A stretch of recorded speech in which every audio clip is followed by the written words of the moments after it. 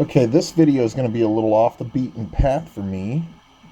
About 2 months ago, I started posting a lot of this stuff on Facebook over the course of a weekend when all of this started.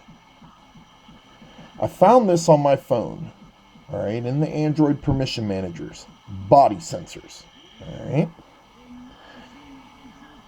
Apps with this permission can access sensor data about your vital signs.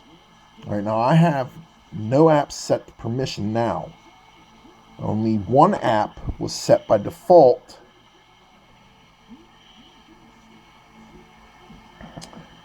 when I originally got the phone. And I'm not tech savvy, so I didn't even know about this app.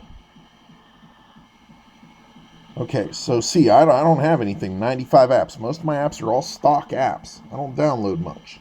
AccuWeather, Android accessibility.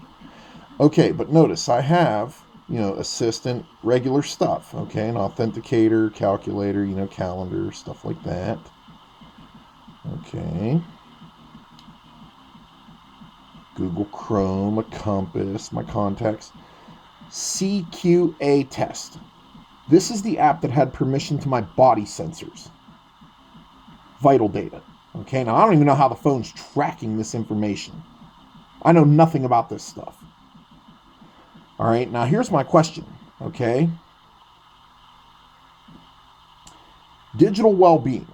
Now, Google and the different smartphone developers and app developers and whatnot, they make apps for monitoring your physical health. None of my digital well-being or any of my Google apps for my health had permission to these sensors. The CQA test app was the only app that did, and it can't be deleted. Now, I have read articles that it's a carrier installed app, except I bought this phone at Best Buy. It's unlocked. The only reason it's on AT&T's network is because I have AT&T service on my phone. So I had to do a little digging. What is the purpose of the CQA test app? Okay, running quietly. It means your phone's creator has access to your system information. However, this data does not include your personal information. So if it doesn't include my personal information, why does it have permission to access the phone's capability to monitor my vital signs? And how is the phone monitoring my vital signs? Okay. All right, well, I found this MIT technology article from 2010. Okay, so this is technology they've been working on for about 10 years now, at least known publicly. Okay, the technology is described in a paper, all right, June 2010, yada, yada, yada, that makes 24/7 monitoring of vital signs such as breathing and heart rate realistic given the battery life issues and bandwidth constraints of mobile phones. You have to unlock your developer apps to get a setting availability, okay, called sensors, if my camera focuses. All right, come on, camera. Sensors off. Notice what the icon looks like? Looks like an electrocardiogram, doesn't it? Okay. Notice next to my battery, I now have an icon that looks like an electrocardiogram and it's turned off. Okay, so this technology from MIT, all right, was supposed to be delivered in Greece. It's called DexterNet, includes sequential processing to each level of hardware involved. The sensor is known as body sensor layer, smartphone or personal network layer. Finally, the cloud or global network layer that backs up and does final processing of all users' data. All right, so you have to go down a little bit. The lowest level of this hierarchy, individual sensors on the user's limbs and torso can gather data on the number of parameters, motion, and 3 axes with a 3-axis accelerometer. Smartphones come with an accelerometer already built into them, and a 2-axis gyroscope. Heart ECG, electrocardiogram. Now, I don't know if this is what's happening to some people nowadays. I'm not the only one that's found information like this. So I went ahead and did a little bit more digging. And the technology for implanted RFID chips has been around since 1998. My guess is it's actually probably been around longer.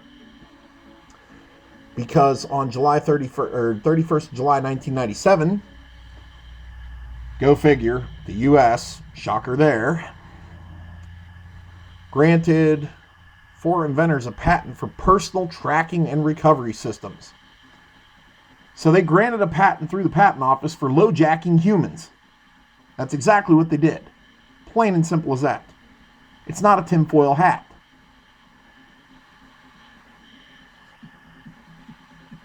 Apparatus for tracking and recovering humans utilizes an implantable transceiver incorporating a power supply and actuation system, allowing the unit to remain implanted and functional for years without maintenance. The patented device can be used as a safeguard against kidnapping or low-jacking humans, to find out what they like to do and use that information against them, to facilitate prompt medical dispatch. Yet we still have people dying in emergency situations, so we know that's a bunch of BS. It's not being used for that. Now, the interesting thing about these chips is the sensors on your body do not require a battery. As long as they are in range of a device that is detecting the data coming from the sensors, they stay on. They only turn passive when they run out of range of a device that's sending and receiving the radio frequency signals. Now, I don't know what's going on here. This is stuff I've been finding out over the last 2 months. The reason I'm putting it on YouTube is I had to set my Facebook settings to my previous posts to friends only after a couple things happened, which put all of those posts from 2 months ago from being public back to private. Okay, at some point I am going to have to go back and go through every single post, like all 200 of them in 3 days, and set them all to public. Okay, but now they're talking about, they have the RFID chips being implanted in people's hands over in Europe. All right, none of this is adding up to anything good. All right, how can this CQA test app not include personal information if it's set up to include information about my body's vital signs?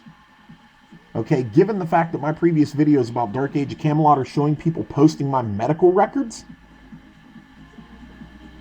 somebody's getting this information. I don't know who.